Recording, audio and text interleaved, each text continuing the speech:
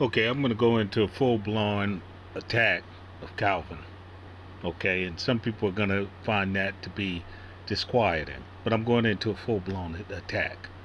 And I'm going into full-blown attack like Skylar Diggs, and I'm going into a full-blown attack of like Austin Hollerman and any other of these expats.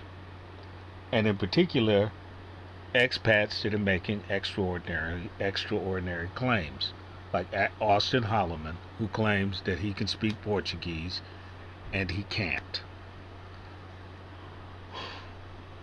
Okay. Now, Calvin is going to say here about, and he's talking about how he avoided getting scammed when he built his house in the Philippines. And that's fine. That's great. Congratulations, Calvin. But he's going to attack his fellow YouTuber and imply that his fellow YouTuber, Old Dog, New Tricks, that Paul somehow got scammed. And implicit in this is that all of these guys sell you on one thing. Well, really two things. That you don't need to know the language. You come to Mexico, you don't need to know the language. You can go to the Philippines, you don't need to know the language. You can go to Thailand, you don't need to know the language. You can go to Germany, you don't need to know the language. You can go to Spain, you don't need to go to the language. Harleman said was in Brazil and he said you didn't need to know the language. Now he's run off to Kenya and he's still saying you don't need to know the language. Okay. What my YouTube channel is about the language. I don't really care if someone is telling you how to get a woman or how to keep a woman. You are a grown man. You can figure that out. But what I do care about is when someone implies that you can go before you know. That is increasingly disturbing to me because these guys only count the successes, and then whenever there is a casualty, they're going to pick out something from that particular person and say, aha, this is what he did to cause his own demise. That is just usually false, non-evidentiary, and usually unfair. If you are going to put your life into the hands of a 89-pound Google translator, sometimes lovingly called a Filipina, there's going to be consequences. I'm telling a story about in the 1990s, 1990s, 2000s, where United States needed labor, and they would say, hey, to immigrants all over the world, particularly Mexico, come to the United States and work. And they would come. And then the Mexicans would bring their minor children with them. And I'd see the Mexicans in the store with their minor children, and I'd say to the minor child, I'd say this: tú eres responsable por tu familia, porque tú estás traductor por su familia. Y no piensa que porque tu padre o tu madre no entiende inglés que ellos están inferiores. Ellos están inteligentes y ellos cuídate bien. Así no discriminar contra ellos. Y cuando tú tienes este poder en la familia, niño, realizar que tú tienes este poder y usa este poder sabiamente. See, I'd tell the child that. Hey, use your powers in the family wisely. Okay, now you go to the Philippines, and I've seen it. You got an expat. He has a child. He's with the Filipina. The Filipina and the child can speak Tagalog, Cebuano, whatever. The expat can't. And so then you got two different camps living in the household. You got the English camp living on one side of the bed, and you got the Pinoy camp and her son or daughter living on the other side of the bed. And it always causes problems. Always. Because the guy didn't prepare and didn't know before he went. You got to know before you go. So, what this man is going to say here is he's going to say that he built his house, he was wise, he was smart, he made all of the right choices, and by direct implication, he's saying that Paul, old dog of new tricks, that this guy, Paul, doesn't know what he's talking about, that Baby May has deceived him, blah, blah, blah, blah, blah. None of which is factual.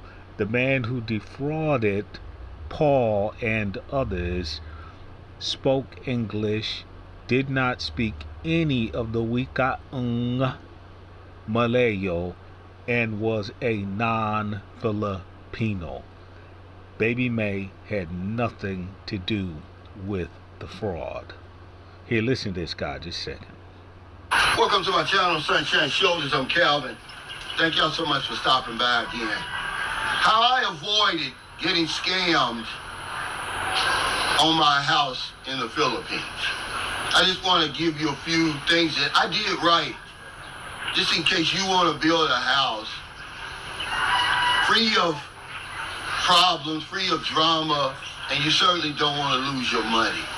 I thought I'd make this video, after a few weeks of just thinking this over and watching other people make videos about it, who, by the way, haven't built a home over here. Some of the videos I watched were actually from the scam victims, and I'm talking about that scandal that's going on in the Dumaguete area. A lot of people lost money. A lot of people lost their life savings, and they're pretty angry, and I don't blame them. It really is a tragedy, and my heart goes out to them. I mean, really. But okay, now you see, that's what I'm saying. So Paul, old dog, new tricks, the guys in Dumaguete, they all got scammed. Okay, right. But what he is not telling you is that he was lucky that he was not scammed. See, he's not putting in there. He's implying that he had some secret sauce and thereby he was not scammed. When I was in the Philippines, the woman that I was there with, who I was there with day and night, she had an uncle, and her uncle was a lawyer.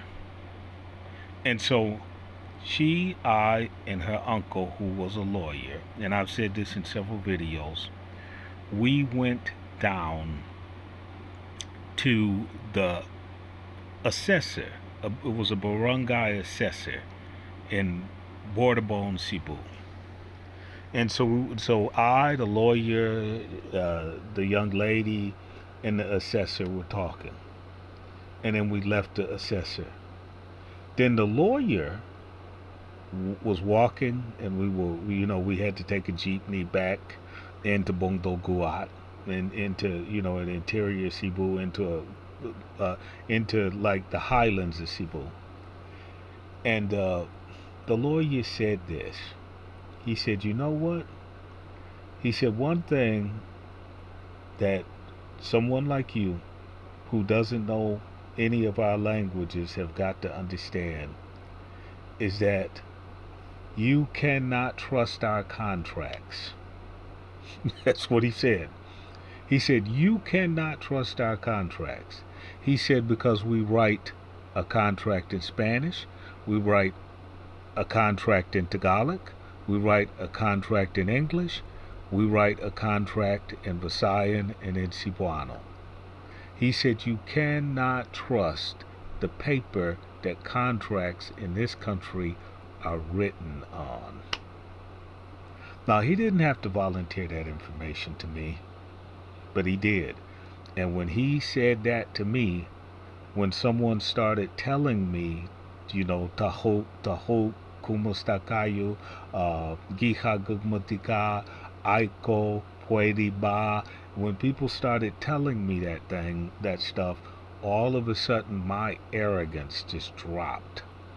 I realized who was in control of my life. The woman that I was with had absolute control of my life. About 3 or 4 months later,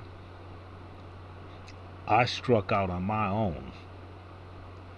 I started learning enough of Tagalog and Cebuano that I could go wherever I wanted, whenever I wanted, and maybe I had minimal understanding, but at that point I could at least see and say. I could talk about what I wanted. Aiko puede caen sang isada. See, I could at least say that. I could at least get that out, you know.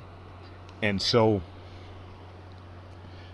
what this guy is talking about is luck. Luck.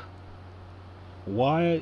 Why would you listen to this repetitively? And I've listened to this guy for 2 years, and hey, love Calvin, great guy.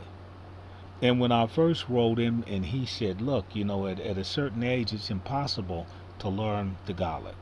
It's impossible to learn Cebuano.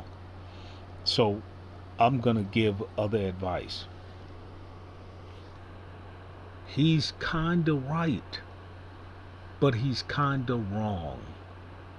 Because as long as you are in reasonably good health, you should be able to speak. That doesn't mean you can hear the language, but you should be able to speak a language within 1 year. It's going to take real work. And the people that I've seen do this all over the world when they go to another country unprepared is that, and you can do this in the Philippines, you go to the local public school and you tell the school administrator that you want to start at kindergarten. I've seen it all over the world. You go to the schoolhouse the same amount of time that the children go to school. You don't disrupt the class, and you sit there and start in kindergarten. If you don't know anything, that's what you do. You go straight to that school, and a Filipino teacher will teach you right along with those students. But if you don't want to do that, you can get a private tutor who will teach you, and it's going to take 8 hours a day for an entire year. Well, of course, you're going to say, well, look, I'm 65 years old. I may only have 4 or 5 years left to live. Why should I spend the whole year doing that? Because if you get defrauded by a Filipino who is doing all of your translation for you, if you get defrauded by her family who's doing all of the translation for you, if you get defrauded by her clever uncle who passed the Philippine board exam top of his class, you get defrauded by him, you're going to be destitute for the rest of the time that you're alive anyway. Okay? That's what this man is not telling you. And that's what you have to concentrate on. So you're going to be better off to take that year, get a private tutor, or sit in a elementary school in the Philippines for a year. In the city, that's a little bit harder. In Manila, that's a little bit harder. But in a small barangay, believe it or not, they encourage it. Now, so I don't care what Calvin says about Paul or what Paul says about Calvin. That has become trivial in my mind. I don't care if Paul is smarter than Calvin or Calvin is smarter than Paul. I don't care which one of them are closer to God. I don't care which one of them have lived a better life or anything of that sort. I don't care which one of them have chose a better romantic wife or romantic interest. I can care less. I don't care if one of them has a golden key to the 13 doors of heaven and can show you that there are 80 virgins behind every door. I don't care about that. What I do care about is that people who watch these videos know that they have got to know before they go. It's not that difficult. It's not that difficult in the modern world of AI. I checked with ChatGPT today, and because it's difficult, and I said to ChatGPT, I said, look, what I'm gonna do is I'm going to read ang banao na sulatan. I'm going to read that, and it's going to take me about 4 years to read it. Can you help me? And it was a full page. ChatGPT went to the second chapter of Genesis between verse 31. From first chapter of Genesis between verse 31 to 25, as I requested, and read it. Read it to me. Now, I'm going to tell you. Watch this. I'm going to flip over to something because I want you to see exactly what I am talking about.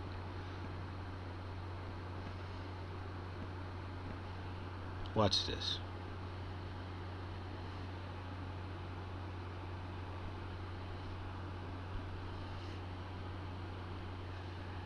Okay.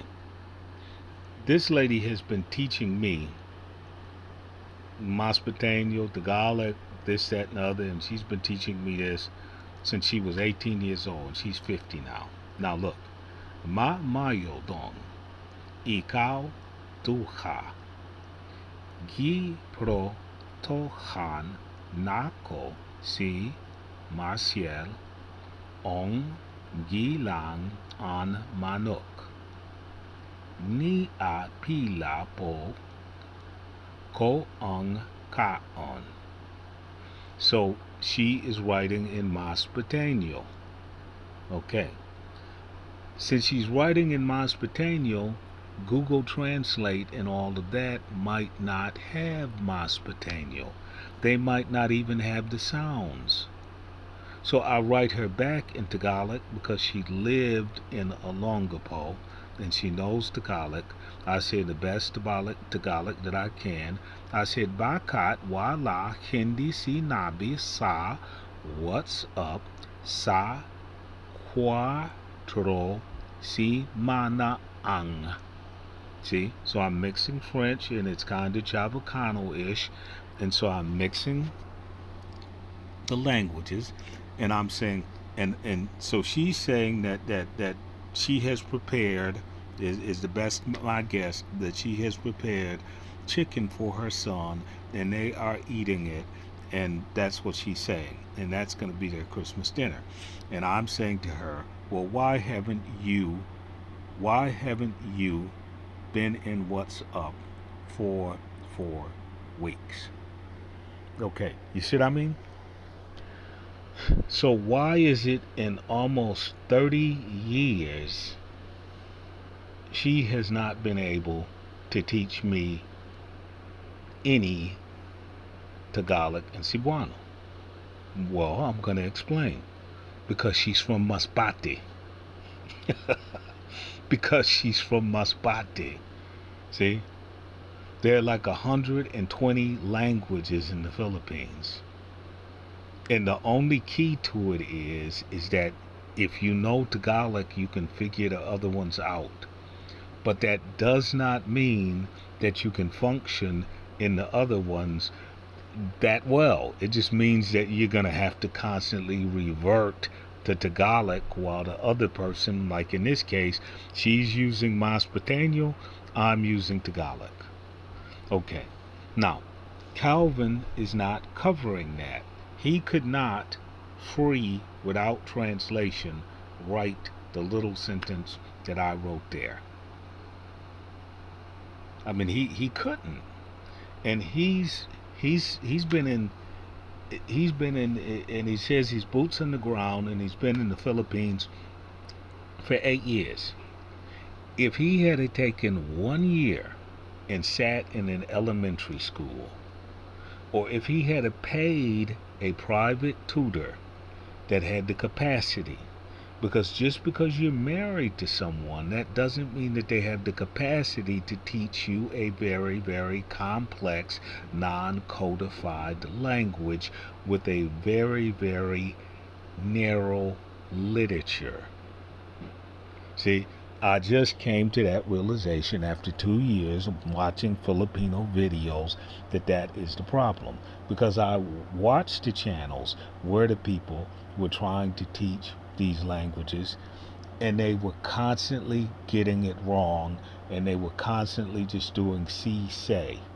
Like show you a fish and say isada. That language doesn't work that way. Other languages can work that way. But because of the connections that are in the language, because the plural is on the left side of the word rather than on the end of the word as it is in Europe, all of that has to be explained and all of that has to be compared. You just can't run out and say gusta isida. I like fish. Certainly you can say that. Gusta isida, gusta ko isida. Yeah, do you like fish? Certainly you can talk like that. But you're going to be talking at a extremely childhood level forever, just like Calvin. He can say stuff like mamayo buntag, mamayo hapon. He can say that. Mamayo araw good day. Mamayo gabaya he can say that. He can. But he's not going to be able to say puso ong mo, mahalakita, igihagukamatika. Now see, I just said the same thing in Tagalog and in Cebuano at the same time. And what you learn in what you learn in the Philippines that's really unique is that you can mix as many languages as you want to get your point across. So you can mix Spanish, English, Portuguese, French,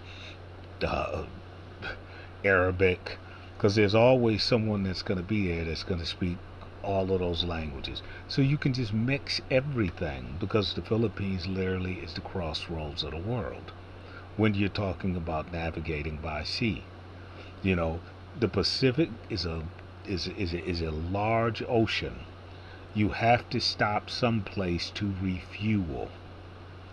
And over the course of the last 1,000 years, 2,000 years, 10,000 years, 20,000 years, the place where people stop to refuel are the Philippines. That's like the last place before you hit Peru. Now, certainly you can stop at Pitcairn, and James Cook was lucky. He stopped at Pitcairn. Okay, but you want to use traditional sailing and you want to stop at Pitcairn, you leave Indonesia, which is massive, and you want to take the chance of refueling in Pitcairn. You want to take that chance when you can just loop up and make sure that everything is secure, stopping at a more massive landmass like in Luzon, and then skipping across back down to Pitcairn if you hit it, and then on to Peru. See, that's how they did it. They stopped at the islands that were visible by eyesight. Okay, again, that's just a little taste of why you don't want, if you're planning on going to the Philippines, you're planning on going to Brazil, you're planning on going to Mexico, you're planning on going to Spain, any of these countries, you think that you're going to be an international playboy, all of that sort of thing, you know, all of that sort of thing. Please, please, know before you go. Know how the hospital system works. Know how you can and cannot buy land. You know, it's incredible. I mean, what now? Calvin has a point here. I'm gonna make concede one point to Calvin. 2 years ago, when I started looking at these videos, knowing the law and knowing what the lawyer of the girlfriend had said years and years ago, being able to read the baleta and reading the proceedings of the Philippine Supreme Court, reading the Philippine Constitution, knowing, I think the president is Gloria Arroyo, knowing Gloria Arroyo, knowing, I mean, not knowing her personally, but knowing what occurred during her administration. So been at this a long time. Foreigners cannot buy land in the Philippines. It's like Mexico. After the first 25 miles in Mexico, all of the rules change. So it's far more difficult to buy land in the interior of Mexico than it is on the northern or southern borders of Mexico. Okay. But you got to know that. Like, for example, you want to go into the interior of Mexico, you have to go and pay a $25 travel pass fee. Okay. You know, I know people don't pay the $25 travel pass fee and they just go wherever the hell they want. But, the Mexicans get real upset if they find you traveling around without their travel pass fee. They don't charge you a visa. They don't really, they're as open a country as they possibly can be. Give them their measly $25. you know, you want to go to St. Louis Port to see your mamacita. Give them their $25. Get a legitimate travel pass. Don't go through a government checkpoint and then all of a sudden they got to ask you, where'd you come from? Why didn't you get a travel pass? It's only $25. Come on. Okay. So, in all of these places, know before you go. I mean, that's just essential. That's just essential. I mean, everybody wants to be an international playboy. But when this guy, let's go back to this guy. When this guy is telling you that you can make it, and he can say how I avoided being scammed on our house in the Philippines. And number one, it's not our house, it's her house. It's her house. He can't own anything. It's not our house, it's her house.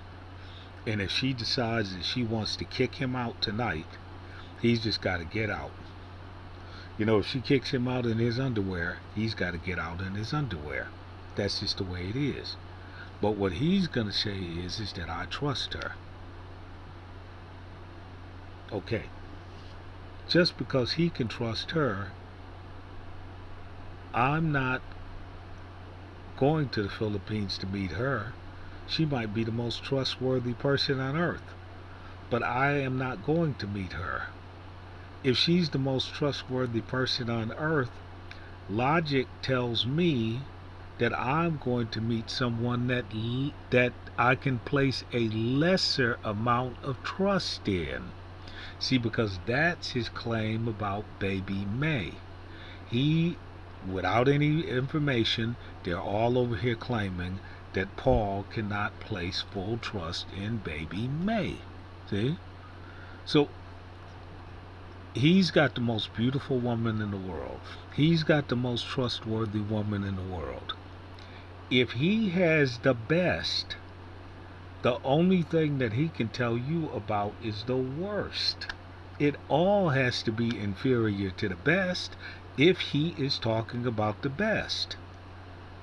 Now, if you know enough of any language, you don't have to run around and listen to some internet huckster telling you that you can find the best.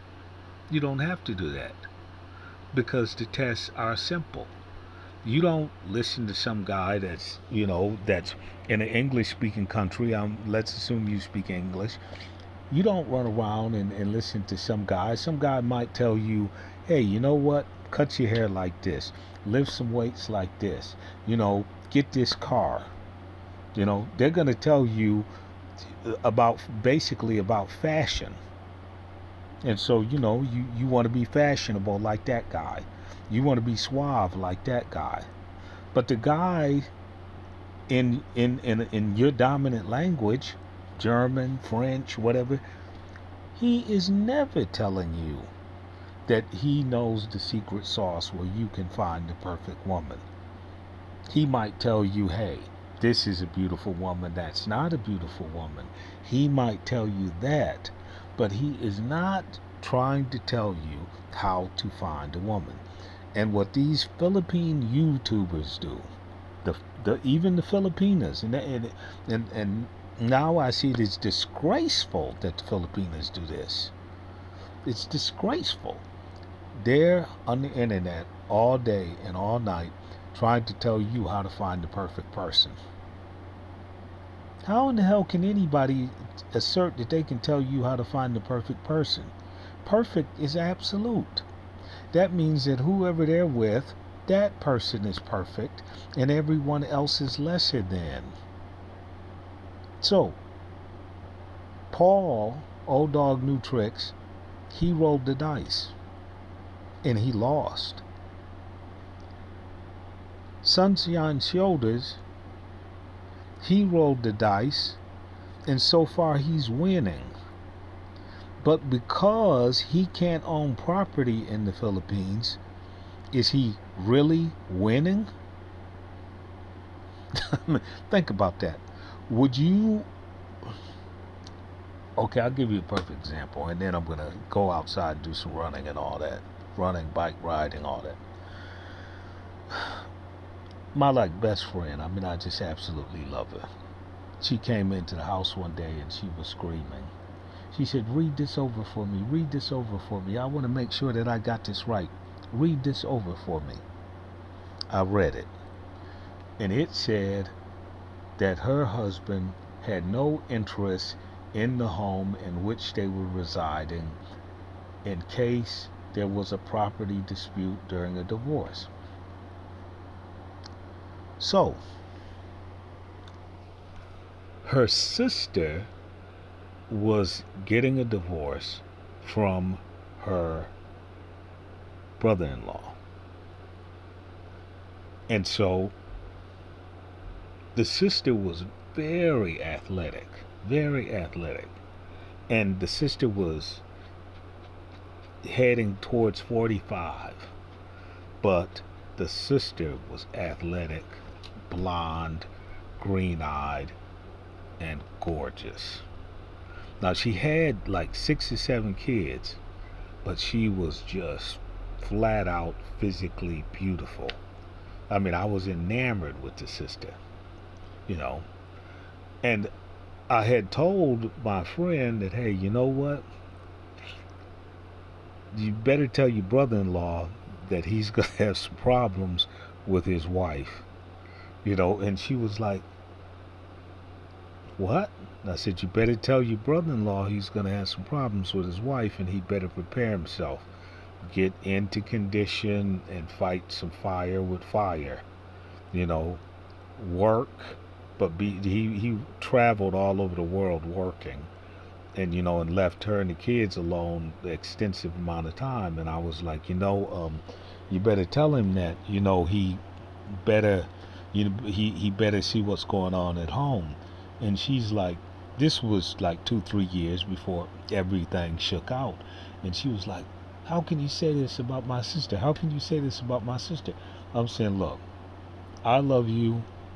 I hope that you love me. I'm not going to say anything to you about you, your mother, your sister, your father, your son, anybody in your family that's going to hurt you. And I said, and as long as you've known me over the last 15 years, that has always been true. Even if I have had to sacrifice my own well-being, I've always put you and your family first. I said, so nothing that I'm telling you is going to be bad. Okay, so now it occurs. They're getting divorced. Now, my friend is mad at her sister because her sister is taking advantage of the laws of the state of Texas concerning divorce, which I know extremely well. Okay? So I'm telling the sister about all of the laws and all of the moves that the sister's attorney is making.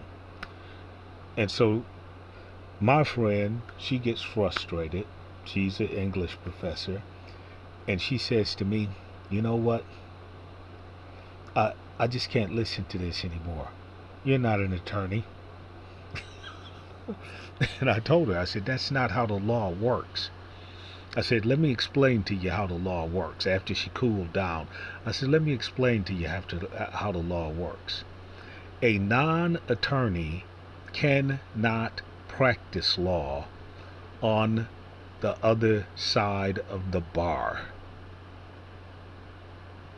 But a non-attorney can speak to issues of the law as long as the person does not demand a fee, as long as what the person is saying is documented, and the other person clearly has access to the information itself, and as long as the interpretation of the law does not lead to a criminal action and is a standard interpretation.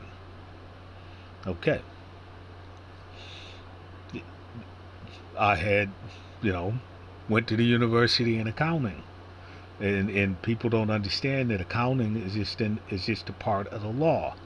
And so an accountant can only do exactly what a lawyer can do, and so that's what I explained to her.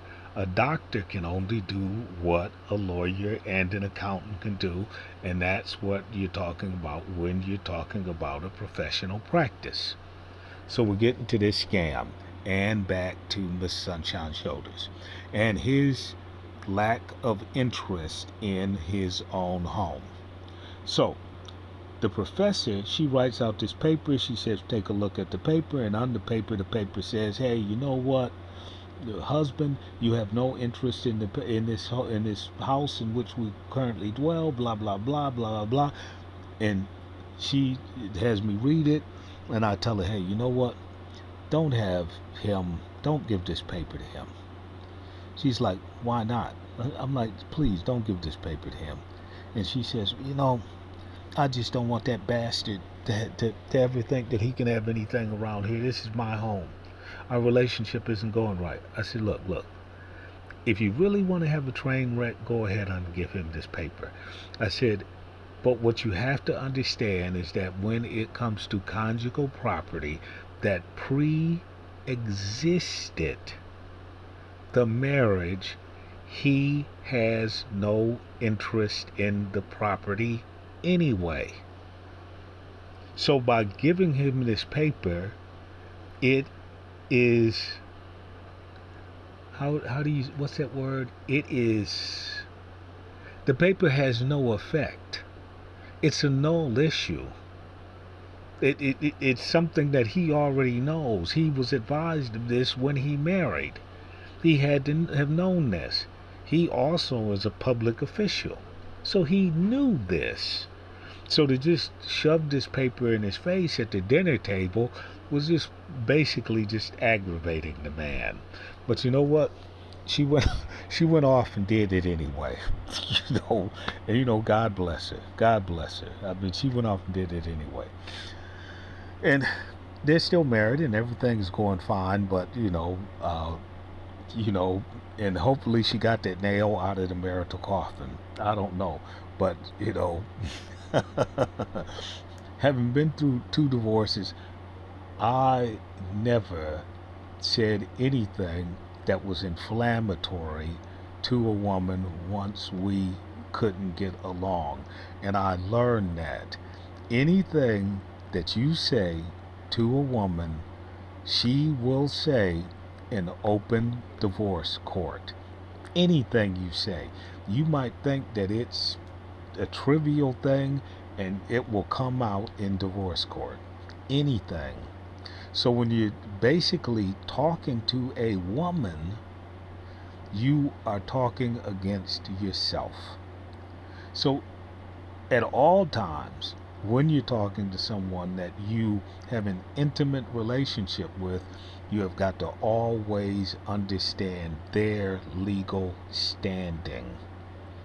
They can always come in and say you're a victim. You have to at all times treat them with kid gloves at all times. You can't be rude, you can't be demeaning, you can't be condescending. None of that. None of the things that Donald John Trump does can you do.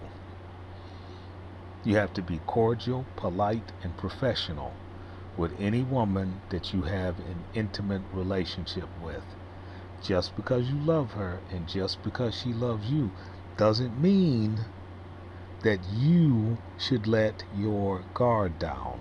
Letting your guard down is not a sign of love. Letting your guard down is a sign of foolishness.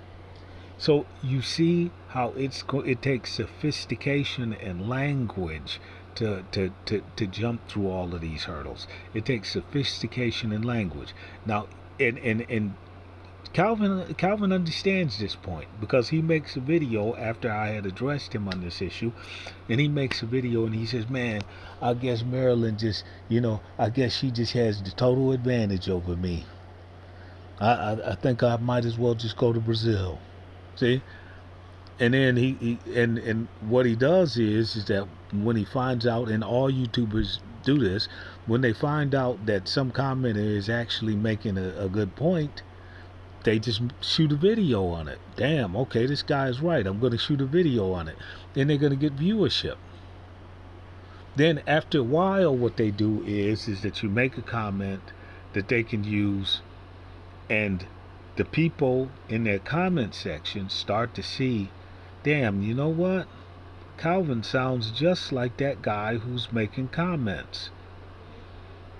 And then they start to say, who's the guy making the comments? And so then what the YouTuber does is just delete the comments. Once you see that a perfectly good comment that in no way offends that YouTuber, and that YouTuber starts deleting those comments, now as a commenter, you're no longer commenting. You're working for that YouTuber, and he's not going to reward you.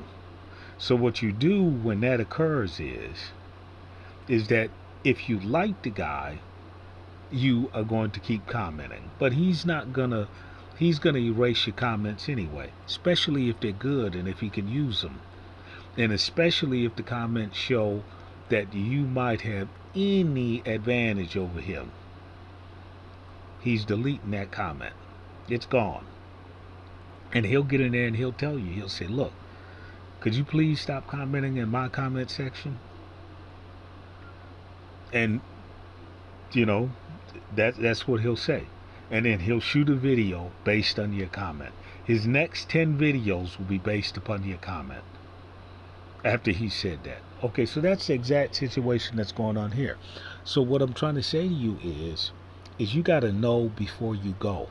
The world is too complex to hand your life over to an 89-pound Google translator, sometimes lovingly called a Filipina, because this man and Smooth Lee, who's over in Vegas, and all of the rest of these guys, says that you can find the perfect woman just as they have found the perfect woman. That's what they say. That's not how it works. When you look at the rate of separation in the Philippines, it is equal to the divorce rate in the United States. That guy, Mr. Sunshine Shoulders, and the rest of his crew are not going to tell you that. If you want to go to a country where divorce is rare and it's only 28%, but divorce is allowed, and the separation rate matches the divorce rate, that country, shh, that country is Colombia. Mexico has a lower separation divorce rate, shh, than the Philippines. Brazil has a lower separation divorce rate, shh, than the Philippines. None of these guys are telling you that. That's why you have got to know these languages before you go. I'm going out there. I'm going to go 16 kilometers on the bike. I'm going to run 2 or 3 kilometers. And I'm going to come back and I'm going to make a video on another, into the second chapter of Genesis in Tagalog. I'm probably not going to go back to the Philippines. I'm not attracted to Filipinas, I have to admit. I like tall women, not short women. That's my preference. And, the one tribe in Africa where all of the women are like 6'2", I met some of those women. And they're jet black. These women are jet black. And I find those women to be the most attractive women in the world. Sorry, I do. And those same women, that same group of people, the Sudanese, the Southern Sudanese, they played the U.S. basketball team in the Olympics, and they just the Sudanese just barely lost to the American pros. And people like Gilbert Arenas got on there and practically called these beautiful, dark people primates. Not human primates, but primates, to be polite about it. Gilbert didn't even see the possibility of having a child with a woman that was from that tall tribe. Gilbert's kid would have had full handles and would have been the size of Wembanyama and, moving all over the court and just completely dominating. So I'm not interested in women where the average woman is 4'8" and 98 pounds and has the capacity to do all of my translation for me. But because this issue is vital, I'm going to stop ignoring Tagalog, and I am going to take one for the Gipper. I'm going to take one for the Gipper and spend the next 4 years reading through that Tagalog Bible day after day after day after day. It's essential because no one else is doing it. I asked all of these guys, hey, could you have your wife teach Tagalog? And then, I'd come in and gladly help her, fill in all of the gaps in the grammar, tell her all of the books, tell her all of the academic and philosophical stuff behind the language. More than happy to help her. And wouldn't even say, hey, could you credit me on your channel? No, I said nothing like that. I said, I will help you. Go back to my friend here. I said to her, hey, can you start a YouTube channel? I will help you, and all you have to do is teach vulnerable people the language. That's all you have to do. No, I don't have time. No, I don't want to. No. No. See? Filipinos, whether you want to understand this or not, it's very complicated for them to teach you the language, number one. And the second thing is that they don't want to give up their advantage. so it's like a Mexicana. I'll listen to a Mexicana, and she'll be talking, and she'll be saying whatever she wants to say, and this and that and the other. And let's say it's a bilingual Mexicana, and she speaks English, so she's speaking English to me, you know, and then I'm acting like I don't understand anything that she's saying in Spanish. When it comes time for her to start teaching me Spanish, she doesn't want to lose her advantage. She doesn't want to lose her advantage. She doesn't want to give up that trump card. So you can pay someone to teach you, which you can pay like, Duolingo. You can pay AI at some point. You can pay an instructor. You can pay someone to teach you. But someone that's in an intimate relationship with you, the chances of them teaching you is damn near zero. Now, I go back to Brazil. I meet a little Brazilian sweetheart, and I was perfectly satisfied shoring up her Portuguese. I was perfectly satisfied shoring up her English, and she had zero English at the time. I was perfectly satisfied sending her to Mexico to study English and Spanish. She never said one word to me about English grammar, Portuguese grammar, Spanish grammar, French grammar, Italian grammar. She never even read a book to me in any of those languages. And you know what she eventually said is that if you didn't know any of this before you met me, that's your problem, not mine. That taught me a lesson. She said, yeah, if you didn't know before you met me, that's your problem, not mine. Now, the most comical thing about it is that she claimed, she said, you're gross, you're ugly, you're banal, you're a loser. She said all of this about me. Hey, that's her right. And her description was accurate, by the way. But she says this, right? And then she makes this simple assertion. She said, if you can read French, speak Portuguese, speak English, speak Spanish, read Italian, and are doing well in your German class, she said, if you can do this, since you are really, really stupid, any guy that I meet who loves me can do this also. And I told her, I said, look, let me tell you something. I'm going to tell you something real simple. You will never go back to Brazil again. Not with any romantic interests. He will never, ever, ever go into the interior of Brazil with you. He won't. He might go to Rio. He might go to Sao Paulo. But he is not going into the interior of Brazil. You can count on that. Well, she was like, yeah, but you're stupid. And I don't know a man who's not more intelligent than you are. So I just plain and simply don't believe what you're saying. Okay? 15 years later, I looked at her Facebook page, and you know what? She believes what I'm saying now.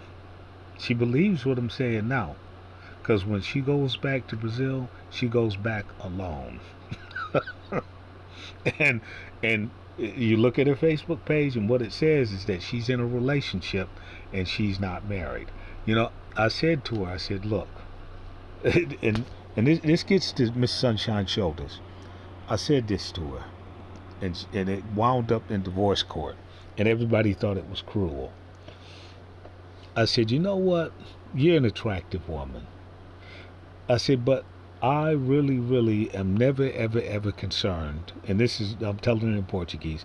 I said, I'm never, ever concerned about anyone wanting to be in a permanent relationship with you. I said, because this is what will happen with you. Some guy will pull up, whether I'm at work or not, he'll pull up, he'll take you to a motel, whatever. He'll have sex with you. He'll totally, absolutely enjoy himself. And then he will bring you back over here. You will open your mouth and he will open the passenger side door and take his foot and kick you out onto the lawn. Okay, so she told her lawyer this, and the judge heard this, and everybody thought this was cruel, and that's why you don't say stuff like this to a woman. Well, so waited. 1 year, 2 years, 3 years after divorce. Waited. Called the family in Brazil. Said, hey, how's she doing? Does she have a child? Did anybody marry her? What's going on? So then she tells the family in Brazil, she said, hey, look, I sometimes send you guys money. If you talk to my ex-husband ever again, I'm not going to send you any money. Okay. But in the meantime, they send pictures of her in Brazil. And she goes from 5'8", 118 pounds, and she's like weighing in at 200 pounds. I mean, just a ridiculous weight, for a woman that has a really, really small frame. And, her family sends me the pictures of her like that. And the family is on my side. They like me, not her. They like me. Okay, now, so she tells the family again, you guys don't follow him on Facebook. Don't talk to him. If he calls to the house, don't answer the phone. She tells them all this. So I call the family and I write to the family on Facebook and this, that, and other. I said, hey, I know that your sister, I know that your daughter is upset. I don't want to get in between you and your family, and I don't want to get into the family matters. And and I tell her, I tell them, I say, I instructed her and made sure that she had a sufficient amount of money in the bank to take care of all of your needs. Like, for example, to send one of her sisters through law school, and to make sure that another sister, that if she ever had any problems, she could financially help her out. And I said that I made sure that she had enough money in the bank before she got divorced and before she went out there and found out that men are interested in spending money, not saving money. I said I made sure that she had enough money in the bank to take care of all of your needs. And so I said, I cared more for you guys than I ever cared for her. So I'm not going to get in that relationship. She's going to continue to send you money. Everything is going to go well. It's okay if you don't talk to me. Okay. Now, this is pretty complicated stuff. How would I have done all of that without Portuguese? So this guy is telling you how he bought a house, and he's telling you how some guy on the other side of the island of Negros, how these guys, that they're all fools, and the only difference between him and them is not that he had a superior strategy, but absolute pure luck. I'm not going to say dumb luck, but I'm going to say absolute pure luck. He got lucky. If you don't know before you go, then what you're going to do is subject yourself to luck. It's like Skylar Diggs. He's on the internet and he says, I paid a woman 1,000 reais, and finally I bidded her down to 500 reais, and I'm not going to pay less. And so he's telling all of these guys, oh yeah, you can get this, you can get this. So I write a comment. in I write a comment in Portuguese, and it says this: senhor, eu penso que você dá garoto de programa. Eu dizia assim, vocês garotos programas, vocês garotos de programas, se vocês está dizendo que vocês querem por R$ 1.000 por seu serviço, eu vou aqui dar aqui no México. So what I said is, hey, if y'all are gonna charge me R$ 1,000 for your service, I'm gonna just stay in Mexico. Granted, you're taller than Mexico. Mexicans got a little bit better bodies than Mexicans.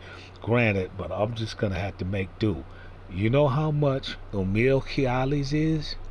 $1,000 is $167. So that means that if Skylar has sex 10 times per month at that rate, he is going to be paying $1,600. So practically $1,700. No wonder he is on there telling all of his followers, hit me up on Patreon, hit me up on Patreon, hit me up on Patreon. If you are always running around complaining about simps, if you're listening to a guy that's telling you how to get the golden breast, you're the simp. You're the simp. You can't speak for yourself. You gotta listen to his advice, like you gotta listen to Sunshine Shoulders' advice. You gotta listen to Austin Harleman's advice. You come to Mexico and you have to listen to my advice. I've tried it in Mexico. I'm not advising some dude. That never ever works. Buddy. If you can speak Spanish, you can advise your damn self. I'm not translating for you, and I'm not introducing you to anybody. Because once I start speaking English with you, and I've seen it happen, the Mexicans are going to say to me, why are you speaking English? Now my ass is in a sling. There's no amount of money that somebody can pay me to die. No, I'm in Mexico now and I'm speaking English into this cell phone. But I'm speaking English behind closed doors. When I get ready to go out there in those streets, I'm not going to be speaking English. If someone says something to me in English, I try my damnedest never to talk to that person ever again. I try to avoid that person. They're not, because I've tried it. I got a friend, he speaks perfect Spanish. We're walking around in a place and all of a sudden we break into a conversation in English, and it wasn't needed. And then everybody in the place said, hey, tú eres muy traicionero. Tú dices a nosotros, tú digas a nosotros que tú estabas un brasileño y ya tú estás hablando inglés con él. So I said, hey, ¿por qué es un problema? Yo puedo hablar español, portugués, inglés, leer francés, leer italiano, ¿por qué es un problema? Y claramente él habla español mejor que yo. Well, so this is what my friend did, and it said, and I said this in another video. He automatically, when they said, ¿de dónde eres?" he automatically just chopped out everything that I was saying and said, "I'm from Chicago." Then they looked at me like, whew, they looked at me real bad. I mean, they looked real bad at me. So then a couple days later, somebody from another town comes in and invades their territory. 4 of their guys get killed. I go back to the same area. Now all of a sudden, I got my hands in the air. They're like, hey, you know what? ¿Quién eres tú? ¿Quién eres tú? Nosotros tenemos problemas y piensa que tú estás parte del problema porque nosotros piensa que tú llevas armas a los enemigos. See? Now I'm in trouble. See? See? See? And that's what I'm trying to tell you. And that's why I'm trying to say to you, know before you go. I mean, I had to wiggle out of that. I had no connection with any of those parties. None whatsoever. They were simply jamming me up because I had the capacity. They'll do things like you're talking to one of the guys. They sent a guy in one time. They sent a guy into the area one time, and he tried to pull my whole card. He jumped on the telephone. He said, if you say who you are, you're going to have to prove it. He jumped on the telephone. He handed me the telephone and he said, talk. And I had to talk to his contact in Brazil. This guy was an Andareño and he moved people, and I had to talk to the contact in Brazil. So I talked to the contact in Brazil, hand the phone back to him. The Brazilian guy told him, he said, hey, he's legit. See?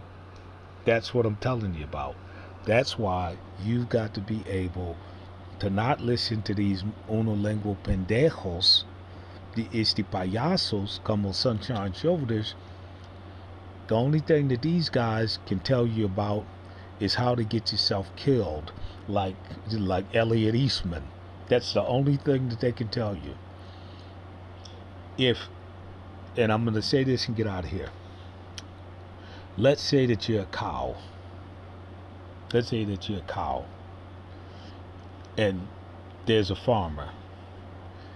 And this farmer owns 1,000 cows.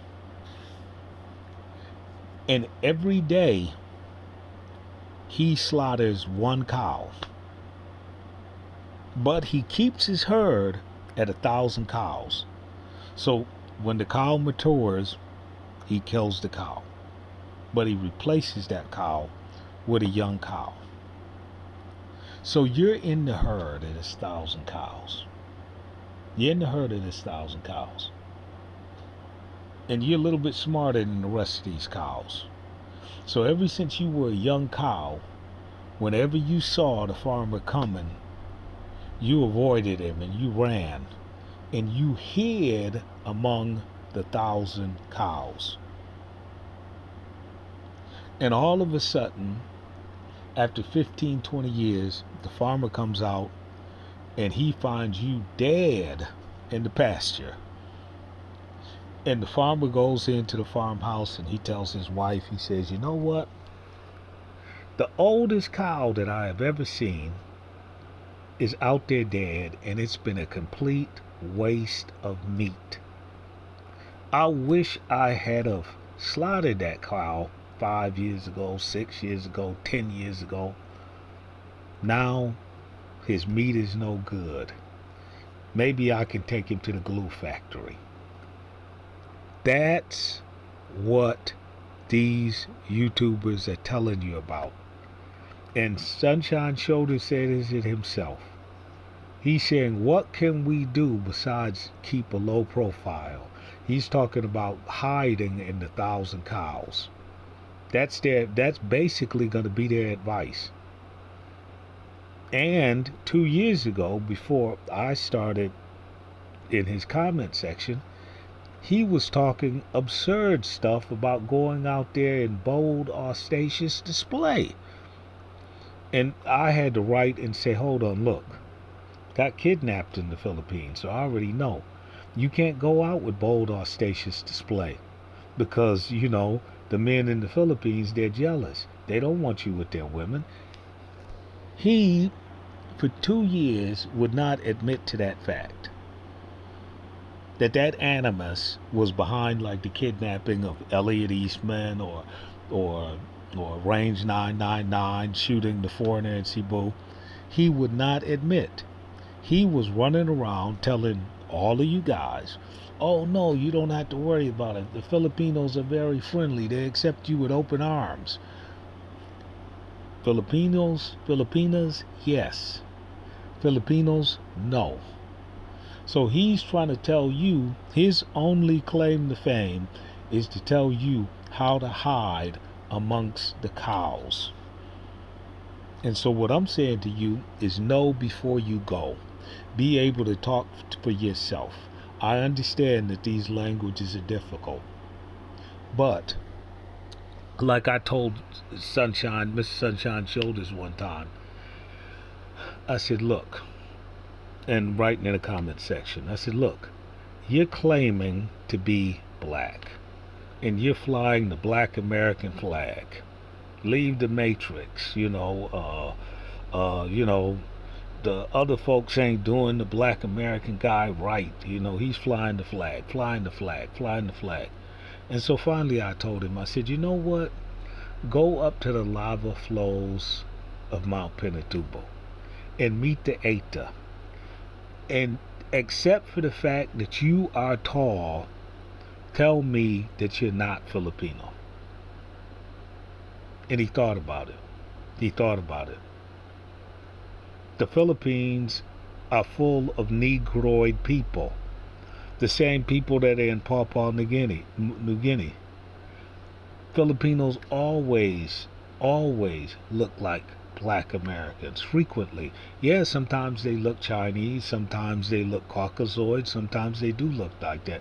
Sometimes they look Arabic also. But a lot of times they look like a fair-complected black American. So, I'm trying to explain to him. People, if you can speak the language, people don't know who you are. All they know is just that you're tall. See? So that's what I'm trying to tell you. Get yourself in a situation where you don't have to be one of the cows. You don't have to be that cow that every time you see the farmer coming, you're running.